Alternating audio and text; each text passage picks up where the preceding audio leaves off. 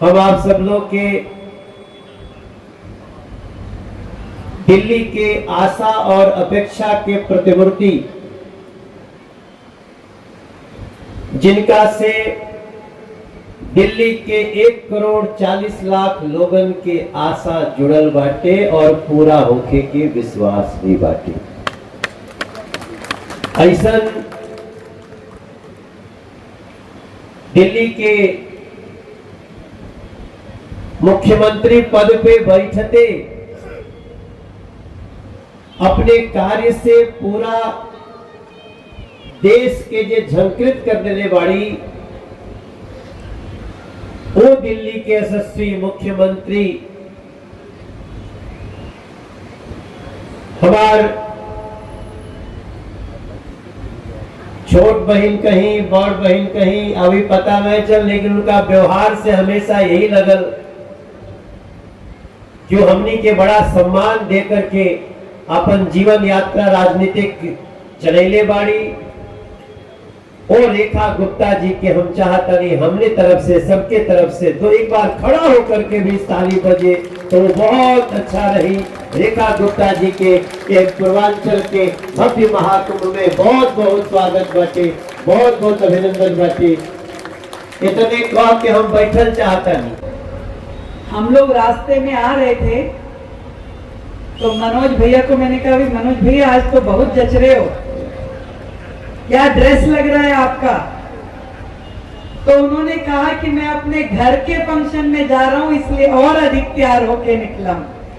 और इतना प्रसन्न मुस्कुराते हुए गुनगुनाते हुए पूरा रास्ता आए, लगता था कि जैसे एक बालक खुश होता है अपने लोगों के बीच में जाके। इतनी प्रसन्नता मैंने उनके चेहरे पे देखी, इतना प्यार, इतना दुलार जो आप सभी का मुझे आज इस कार्यक्रम के माध्यम से मिला। मैं सच बताती हूं कि ऐसा लग रहा है कि न जाने क्या कर दूं और अभी से कर दूं तुरंत अपने पूर्वांचल के इन भाई बहनों के लिए। गुरुचरण सिंह जी अभी बोल रहे थे कि भाई बहुत भोले होते हैं पूर्वांचली, पर होशियार भी पूरे हैं भाई।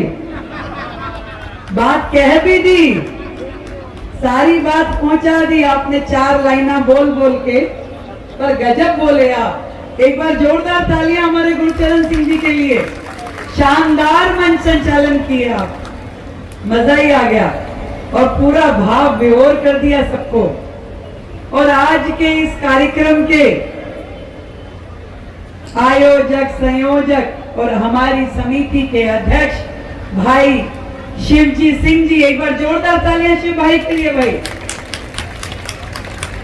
सच में मैंने इन्हें सुबह आने के लिए कहा कि नहीं दीदी सुबह नहीं आना है, शाम को ही आना है, तो हम पूरा कार्यक्रम घुमा दिए कि भाई जाना तो जरूर है।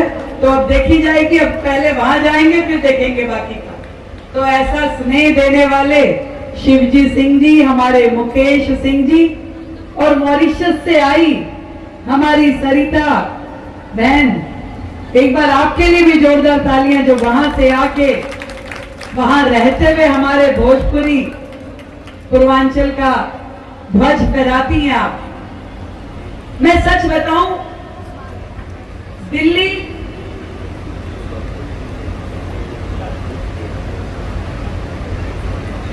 आदरणीय जगदीश गोवर्धन जी भी यहाँ उपस्थित हैं, उनको भी प्रणाम करती हूँ। मनोज भैया ने मुझे बताया जो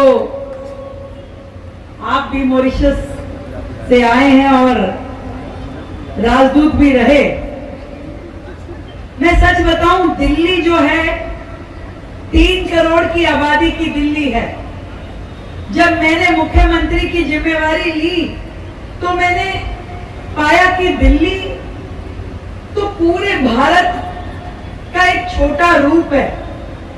एक भारत श्रेष्ठ भारत की जब हम बात करते हैं तो दिल्ली का अगर भूगोल देखें तो यहाँ कोई हरियाणा से आया है, कोई राजस्थान से आया है, कोई यूपी से आया है, कोई बिहार से आया है।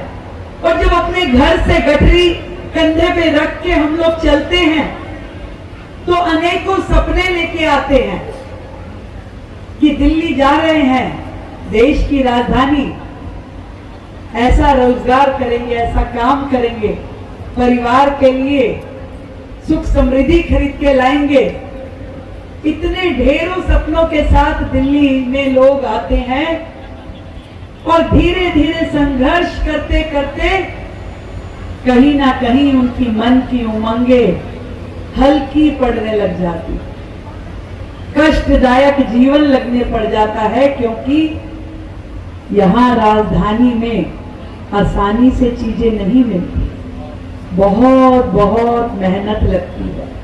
आज गांव में बैठा हुआ हमारा बुजुर्ग, हमारा भाई सोचता होगा कि दिल्ली गए हैं, बहुत मौज हो रही होगी कि भैया दिल्ली गए हो, वापस आए हो तो क्या लाए हो, पर उन्हें नहीं मालूम कि दिल्ली में सुबह से लेके रात तक जब संघर्ष करते हैं तब जाकर के अपना जीवन यापन करने के लिए साधन इकट्ठे कर पाते। कभी सरकारों से संघर्ष करना पड़ता है, कभी सिस्टम से, कभी अधिकारियों से, तो कभी मालिक से। मोदी जी ने एक सपना जो पूरे देश के लिए देखा, विकसित राष्ट्र होना चाहिए, और उसी श्रृंखला में उनका लक्ष्य है कि विकसित भारत, विकसित दिल्ली। और मैं आज इस मंच के माध्यम से बताना चाहती हूं कि विकसित दिल्ली का रास्ता पूर्वांचल के बीच में से होके निकलेगा। जब मेरा पूर्वांचल का भाई, मेरी पूर्वांचल की बहन समर्थ होगी, विकसित होगी, तभी दिल्ली विकसित होगी। इस बात का आप गांठ बांध लीजिए।